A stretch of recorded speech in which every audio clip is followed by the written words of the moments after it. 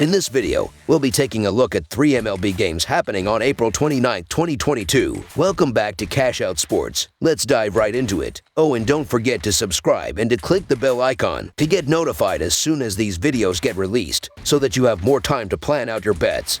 As we provide these videos on a daily basis, I can guarantee that you'll have all the important information that you'll need on these 3 MLB games after fully watching this video.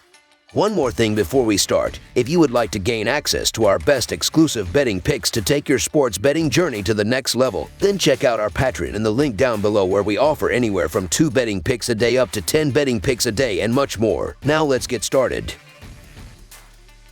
San Diego Padres versus Pittsburgh Pirates. The San Diego Padres are doing well despite the injuries accumulating, as they are third in the NL West with a 12-7 record. Ace Yu Darvish will be taking the hill in this game and is coming off a no decision against the Los Angeles Dodgers, as he pitched 6 shutout innings and gave up just a single hit with 3 walks and 7 strikeouts. The Pittsburgh Pirates have been playing better than many have expected, as they are 8-10.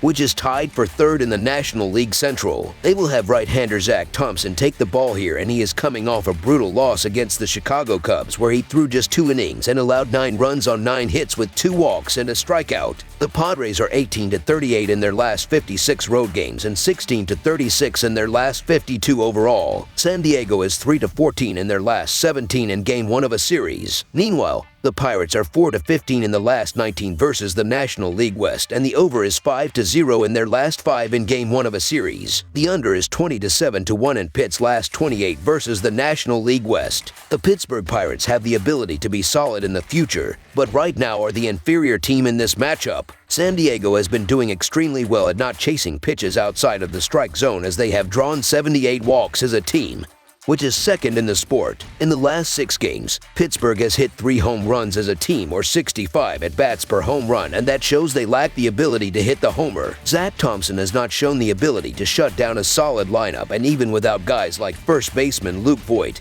and shortstop Fernando Tatis Jr. in the order for San Diego, it will be a tough time for him to get going. Darvish posted an ugly line a couple of starts ago, but since then he's posted 12.2 innings with 1 earned on 5 hits over 2 starts. In the Thursday game, San Diego had a few sketchy innings late, but a big 6th inning helped push the team over the top. I like the Padres to keep it going in Friday's game, so the San Diego Padres money line is our full game side pick. Yu Darvish has been decent, but has not been dominant this season, where we should expect a dominant start out of him, while Zach Thompson is coming off a brutal start and needs to figure out how to bring some consistency to the mound. Bringing in the runner on third base with a sacrifice fly is a great way to add runs, as they are underrated. The Padres are currently third in the majors with 9 sac flies, while the Pirates are tied for 16th with 5 sac flies up to this point. Both bullpens have struggled this season, as San Diego is 25th in MLB with a 4.14 reliever ERA, while Pittsburgh is 23rd in baseball with a 4.10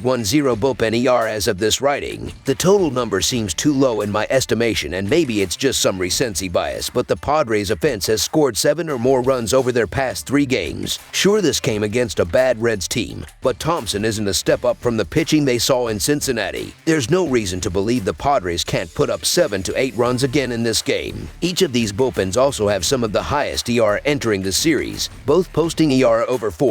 Even if Darvish posts another solid outing, the Pirates could have some opportunities against their bullpen. Over the projected total is our full game total pick.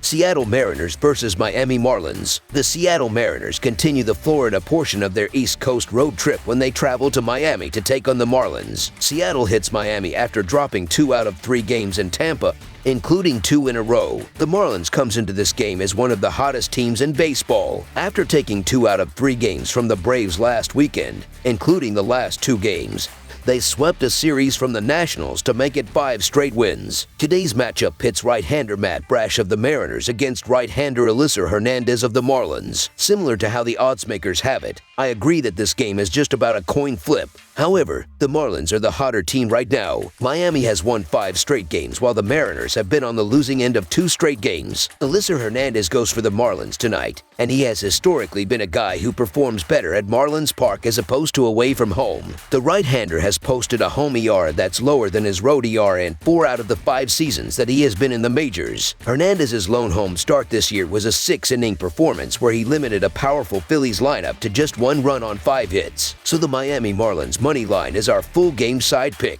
Between Brash's tendency to be a bit wild and Hernandez's propensity to give up the long ball, we may see quite a few runs in this game. Seattle is 4th in MLB in runs per game and should produce some extra base hits against Hernandez. The Marlins are a bit more methodical in scoring runs but will benefit from the wildness of Brash. Both starters, Brash and Hernandez, can be hit and hit hard at that, though we've seen it more from the latter early on this season, and I see this as a 5-4 game at the very least. This game total should push towards double digits though. Over the projected total is our full game total pick.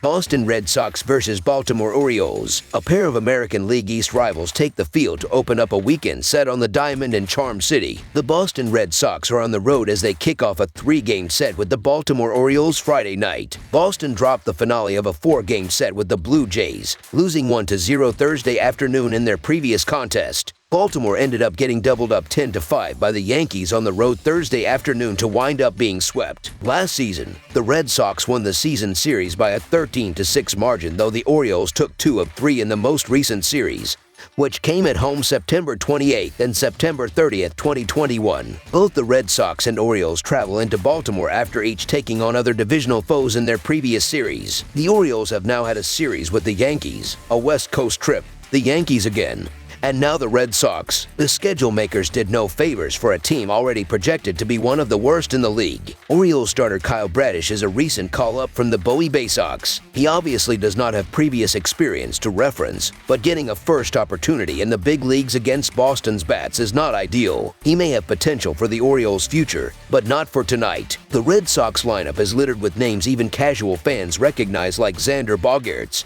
Rafael Devers, and Kike Hernandez. They've had some lineup swaps with newly acquired Trevor Story fitting in, but they've still been able to produce. There's no denying they began the season a bit shaky, but have warmed up since. Boston needs to use a series against the Orioles as an opportunity to crawl back up the American League East standings. Baltimore is in the bottom 5 of the league in both OPS and runs scored and should have a hard time keeping pace with the Sox. It may not be the big green monster of Fenway, but Boston should be able to hit a few home runs off the warehouse in Camden Yards outfield. Spencer Watkins has struggled in 3 games against Boston in his career, so it will be tough to imagine a dominant performance out of him here. Baltimore has not found a way to use Camden Yards to their advantage offensively, as in 6 home games. They are averaging just 2.83 runs per game thus far. One of the biggest numbers to look at is how these teams are hitting with runners in scoring position, as the Orioles are 29th in baseball with just a .169 batting average as a team, while the Red Sox are 16th with a .246 batting average. So the Boston Red Sox money line is our full game side pick. Boston heads into Friday's contest having seen the under post an 11-7-2 mark in their opening 18 games on the year. The Red Sox are tied for 18th in runs per game with 3.79, which improves slightly to 4 runs per game as the road team. Boston's average total this season is 7.84 runs per game going into Friday's action, while that number edges up to 8.17 runs per game on the road. Baltimore has seen the under go 13-4-2 on the season entering this game. The Orioles are tied for 28th with an average of 3 runs per game. That slips down to 2.83 runs per game at home on the season. Baltimore's season average total of 7.11 runs per game this year, a number that plummets to 5.33 runs a game at home. Given Hill's veteran savvy and the unknown quantity that is Bradish, it's hard to see big numbers here. Both offenses have not been able to get it going this year, so they will struggle to score runs. These bullpens have been doing pretty well overall this year, as well as Boston is 14th in the big leagues with a 3.49 bullpen ERA, while Baltimore is 15th with a 3.53 reliever ERA this season. Neither team has been able to find a power stroke, as the Red Sox have hit 11 home runs this season as a team, while the Orioles have hit just 9 so far. Look for this to be another Charm City special that winds up under the total. Under the projected total is our full game total pick. That's all for now, so if you have any other games you would like reviewed, then leave a comment down below with the game you would like analyzed. Subscribe to our channel, leave a like on this video, and we'll get to it as soon as we possibly can. We would also love to hear your opinion on the picks presented to you in this video, whether you agree or disagree with them, so leave a comment down below and do let us know.